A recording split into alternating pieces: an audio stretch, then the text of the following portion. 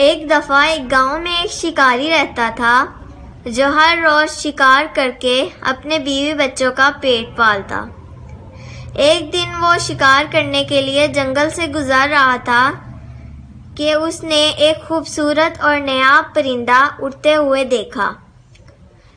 اس نے سوچا کہ اگر میں اس کو پکڑ لوں گا تو یہ بازار میں مہنگے داموں بک جائے گی اور اس سے مجھے بہت سا سونا حاصل ہوگا۔ پھر اس نے اس کے لیے جال بچھایا اور چڑیا بآسانی اس جال میں پھنس گئی۔ شکاری اپنی اس کامیابی پر بہت خوش ہوا اور دل ہی دل میں اس کو بیچنے کے منصوبے بنانے لگا۔ چڑیا ادھر ادھر تھوڑی تھوڑی ہلی، اس نے اپنے بھاگنے کے راستہ ڈھونڈا۔ جب اسے کوئی راستہ نہیں ملا تب وہ آرام سے مایوس ہونے کی بجائے بیٹھ گئی۔ اس نے شکاری سے کہا، اے عقل مند شکاری، میری بات سنو، تم مجھے آزاد کر دو، کیونکہ اگر تم مجھے ذبح کرو گے تو اس کا کوئی فائدہ نہیں ہوگا، کیونکہ میرا تھوڑا سا گوشت اور نازک سی ہڈیاں، اس سے تمہیں کیا حاصل ہوگا؟ اور اگر تمہیں مجھے بازار میں بیچو گے تو میرے بیچنے سے جو سونا ملے گا اس سے تمہیں کیا حاصل ہوگا؟ اس لیے میری بات مانو، مجھے آزاد کر دو۔ اس کے بدلے میں تمہیں 3 ایسی نصیحتیں کروں گی جو تمہاری زندگی کو بدل دیں گی۔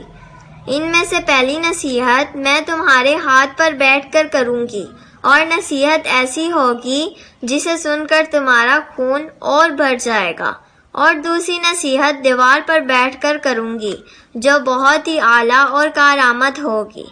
اس کے بعد تیسری اور آخری نصیحت درخت پر کی شاخ پر بیٹھ کر کروں گی۔ اس لیے اب تمہاری عقل مندی کا یہی تقاضا ہے کہ تم مجھے آزاد کر دو اور تینوں میری نصیحتوں پر عمل کر کے دنیا میں بڑا نام کماؤ۔ شکاری نے چڑیا کی یہ بات سن کر تھوڑی دیر سوچنے اور اس بات پر غور کرنے کے بعد جال کی رسی کھول دی۔ رسی کھلتے ہی چڑیا اڑ پڑی اور شکار کے ہاتھ پر آ بیٹھی جیسے کہ اس نے وعدہ کیا تھا۔ پہلی نصیحت کرتے ہوئے وہ کہنے لگی، کسی بھی ناممکن بات پر کبھی یقین نہ کرنا، چاہے کوئی بھی کہے۔ یہ بول کر چڑیا اپنے وعدے کے مطابق پھر اڑی اور دیوار پر بیٹھ گئی اور کہنے لگی، گزری ہوئی کسی بھی بات کا غم کبھی نہ کرنا۔ میرے اس چھوٹے سے وجود میں 10 درہم کا ایک ایسا موتی ہے جس کی مثال پوری دنیا میں کہیں نہیں، اور اس مہنگے موتی کو پا کر تم اور تمہارے گھر والے خوب عیش و آرام سے زندگی گزار سکتے تھے، مگر تمہاری قسمت پر افسوس، تم نے مجھے آزاد کر دیا۔ اتنی ہی بات سن کر شکاری زور زور سے رونے لگا اور کہنے لگا، اے احمق شکاری، تو نے یہ کیا کر دیا؟ اتنی خوبصورت اور نایاب چڑیا کو اپنے ہاتھوں سے جانے دیا؟ تم اتنے احمق کیسے ہو سکتے ہو؟ چڑیا نے اسے مخاطب ہو کر کہا، بے وقوف شکاری، اب میں نے جب پہلی نصیحت میں کہہ دیا تھا کہ گزری ہوئی بات پر کبھی غم نہ کرنا تو تم اس پر عمل کرو۔ اب یہ بات گزر چکی ہے، اب اس پر غم نہ کرو۔ اور اس نے کہا کہ تم نے میری دوسری نصیحت پر بھی تو عمل نہیں کیا، جب میں نے کہا تھا کسی بھی ممکن یا ناممکن بات پر کبھی عمل نہ کرنا، تو تم نے اس پر بھی عمل نہ کیا۔